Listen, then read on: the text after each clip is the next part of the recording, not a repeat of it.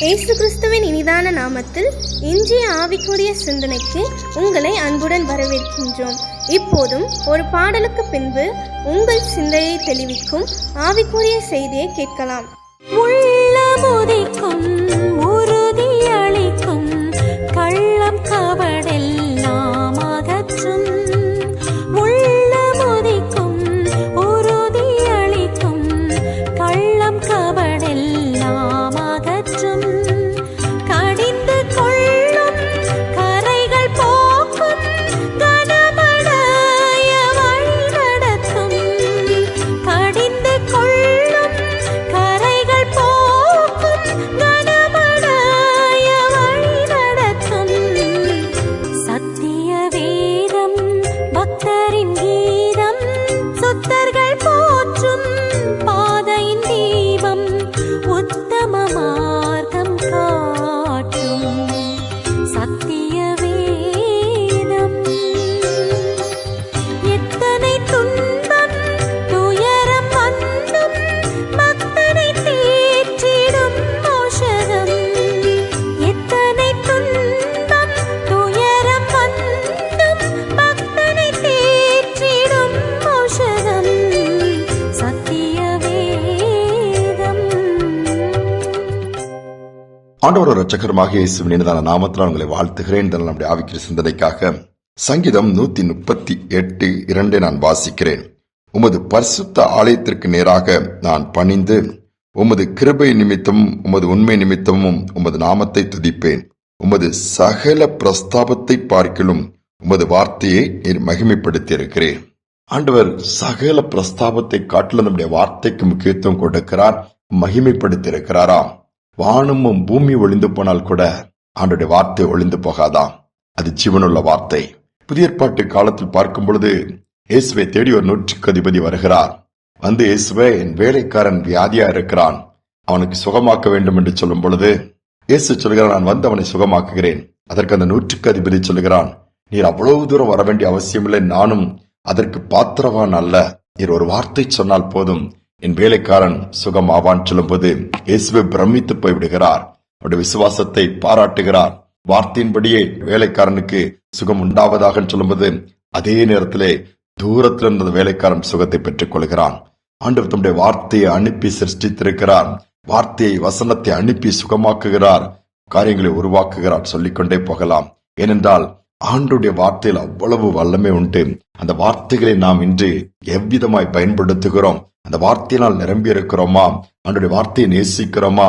தாவீது அழகாக சொல்கிற வேதத்தை நேசிக்கிறவர்களுக்கு மிகுந்த சமாதானம் உண்டாம். இந்த உலகம் இன்னைக்கு ஏங்குவதே சமாதானத்திற்குத்தானே. குடும்பங்களில் சமாதானம் இல்லை, சமுதாயத்தில் சமாதானம் இல்லை, தேசங்களில் சமாதானம் இல்லை. எங்கு பார்த்தாலும் சமாதானத்தை குறித்து பேசினாலும் சமாதானத்தை பார்க்க முடியவில்லையே. அது சமாதான பிரபு கிட்டையும் அவருடைய வார்த்தையிலும் தானே இருக்கிறது.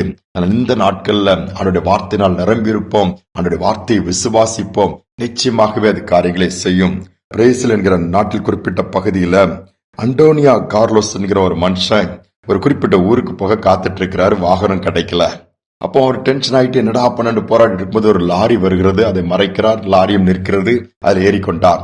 இந்த ஊருக்கு நான் போனப்பா, இந்த வழியா தானே போகுது, ஆமா நான் இறக்கிட்டுறேன்னு சொல்லும்போது லாரி போயிட்டே இருக்குது. ஒரு அருகில் உட்கார்ந்து இருக்கிறார்.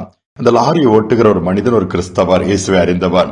அவர் விட்டு பேச்சு கொடுக்கிறார், இயேசுவை பற்றி பேசுகிறார். நீர் எங்க போறீங்க? எதை பற்றி அவர் வாயே திறக்கல. அமைதியா அந்த அண்டோனியா கார்லோஸ் அப்படியே உட்கார்ந்துட்டே இருக்கிற, எந்த ரெஸ்பான்ஸும் பண்ணல. குறிப்பிட்ட தூரம் வந்து அந்த இடம் வந்த உடனே, எப்பா லாரி நிப்பாட்டினா இறங்கின இடம் வந்துருச்சுங்கும் போது உடனே லாரி நிறுத்துகிறார். அவர் இறங்கும் போது இந்த லாரி டிரைவர் தன்னுடைய பாக்கெட்ல இருந்த ஒரு புதிய ஏற்பாடு எடுத்து அவருடைய கையில கொடுத்து, இத டைம் கிடைக்கும் போது வாசிங்க அப்படின்னு சொல்லி அனுப்பி விடுகிறான். வேற வழி இல்லாம வாங்கி கொள்கிறான். ஏனென்றால் லாரியில் அவர் லிப்ட் கொடுத்திருக்கிறாரே, வேண்டாம் என்று சொல்ல முடியாதே. அதனால அவர் கொடுத்த அந்த புதிய ஏற்பாடை வாங்கி கொண்டு தன்னுடைய பாக்கெட்டில் வைத்து நடந்து செல்லுகிறார்.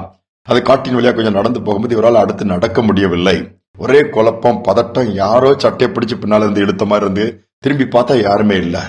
பயம் வந்துருச்சு. என்னடான்னு சொல்லி இப்படி பார்க்கும் பொழுது, அப்படி பயத்துல இருக்கும்போது அவருடைய திட்டம் அங்கு மாறுகிறது. என்ன திட்டம் என்று சொன்னால், அவர் குறிப்பிட்ட ஒரு நபரை அந்த ஊரிலே கொலை செய்யும்படியாகத்தான் அண்டோனியா கார்லோஸ் ஆயத்தமா போறாரு. போகிற வழியில இந்த லாரி டிரைவர் மீட் பண்ண வேண்டிய ஒரு வாய்ப்பு கிடைச்சது. அதோடு மட்டுமல்ல, அந்த புதிய ஏற்பாடு அவருடைய பாக்கெட்ல வந்தது. அவர் சொன்ன வார்த்தைகள் எல்லாம் திரும்ப திரும்ப பேச ஆரம்பிக்கும் போது அந்த கொலை செய்யக்கூடிய எண்ணத்தை விட்டு விடுறதுக்கு மனசு வந்துருச்சு. மனதில் ஒரு மாற்றம் வந்துருச்சு.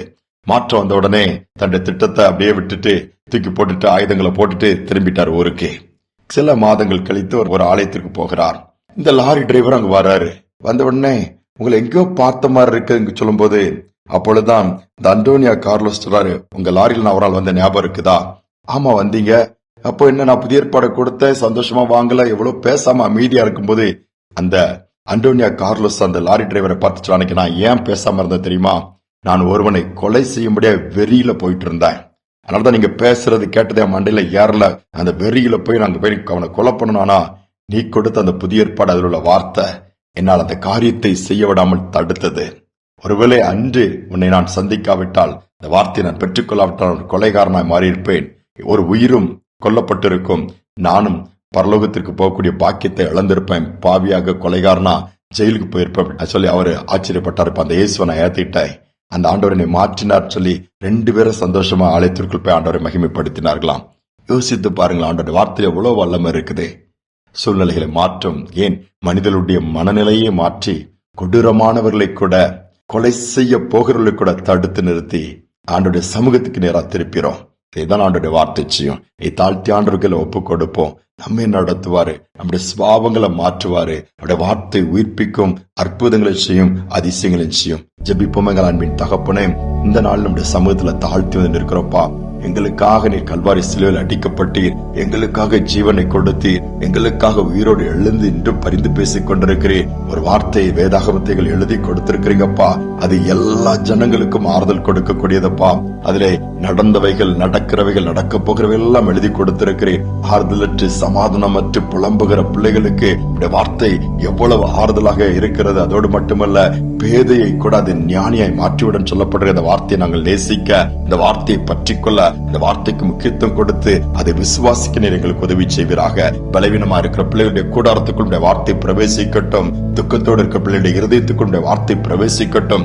இருள் நிறைந்த பகுதியில் வார்த்தை பிரவேசிக்கட்டும். வெளிச்சம் வந்துவிடுமே. இந்த அற்புதத்தை செய்து இந்த வார்த்தையினால் ஒவ்வொருவரையும் நிரப்பி மகிமைப்படும்படி நாங்கள் ஜெபிக்கிறோம். தாழ்த்தி ஒப்புக் கொடுக்கிறேன். துதி கனமையுமே ஏற்றுக்கொள்ளும் இயேசுவின் நாமத்தில் பிதாவே, ஆமேன், ஆமேன். வார்த்தை ஆண்டவர் மேன்மைப்படுத்தி இருக்கிறார், மகிமைப்படுத்தி இருக்கிறார். வார்த்தையினாலே காரியங்களை நமக்கு செய்ய காத்துக் கொண்டிருக்கிறார். நிச்சயமாகவே ஆண்டோட வார்த்தை நம்மோடு கூட இருக்கும் பொழுது வாழ்க்கை மாறும், எல்லாமே மாறும். ஆண்டோட நாமம் மகிமைப்படும். இந்த சிந்தனையோடு இந்த நாளை தொடருவோம். மீண்டுமாய் நாளை தினம் சந்திப்போம்.